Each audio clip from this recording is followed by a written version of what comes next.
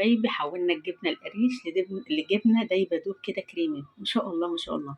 في الخلاط في الكبة استخدمي أي حاجة. عليكم ورحمة الله وبركاته حبايبي، عاملين إيه؟ معاكم مطبخ أم علي.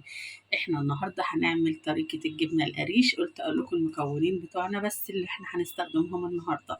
اللهم صل وسلم على سيدنا محمد. هي جبنة قريش الفلاح يا جماعة. طبعا لا غنى عن الجبنه القريش لما بتبقى صبحه كده بتبقى جميله جدا. خلاص طبعا انا مش هعمل الكميه كلها عشان طبعا ما بيبقاش فيها مواد حافظه، فلازم تعملي اول باول بكتيرها او هما 3 ايام وتكون خالصه ان شاء الله. خلاص ومعانا زيت زيتون هنستخدمه برده بس مش دلوقتي.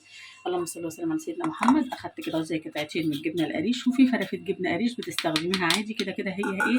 هنستخدمها في قلب الكبه هنفرمها يعني، بس تحط كده في الكبة اهوت. بقى بنحولها لحاجة تانية خالص، حاجة كريمي كده، حاجة دايبة كده هتشوفوها معايا في الفيديو.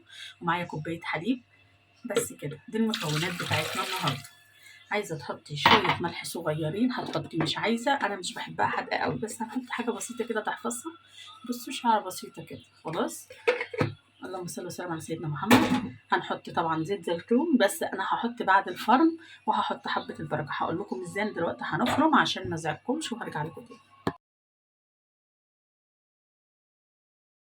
بعد ما فرمتها في الكبه بقت كريمي كده وجميله جدا، شايفين؟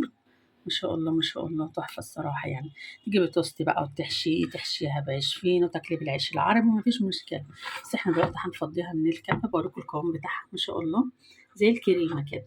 خلاص انت ده طبعا كوبايه الحليب وديتها في حته تانية خالص، شايفين؟ القوام بتاعها بيبقى كريمي كده وجميل جدا. خلاص هنفضها احنا دلوقتي حاجات بقى ونستخدمها بقى في اي حاجه هتحفظيها فيها. هنحطها طبعا انا عندي اي طبق صغنن كده بيركسي. حبايبي احنا عملنا الجبنه بمنتهى السهوله، ما خدتش ثانيه، سهله جدا. ممكن لو ما عندكيش كبه استخدمي خلاط عادي. خلاص معانا زيت الزيتون بتاعنا هنحط طبعا على الجبنه كده اهوت، ما تكتريش يعني. كده كده هي بتبقى كريمي لوحدها مش محتاجه حاجه.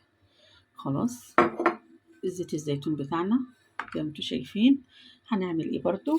انا طبعا عندي بيحبوا الجبنه تكون ساده اكتر. انا بحب طبعا حبه البركه ديت، حاجه تانية عندي كده في اي حاجه. بيقول لك حبه البركه ورا كل حبايه سوداء فيها شفاء يا جماعه، مش كانوا بيقولوا كده؟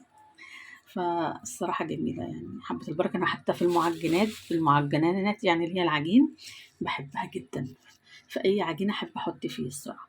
طبعا مش هستخدم حبه بركه طبعا عند الاولاد عشان انتوا عارفين طبعا بقى، طالما ما بيحبوش الحاجه والشيء لزوم الشيء كده. ايه رايكم بقى؟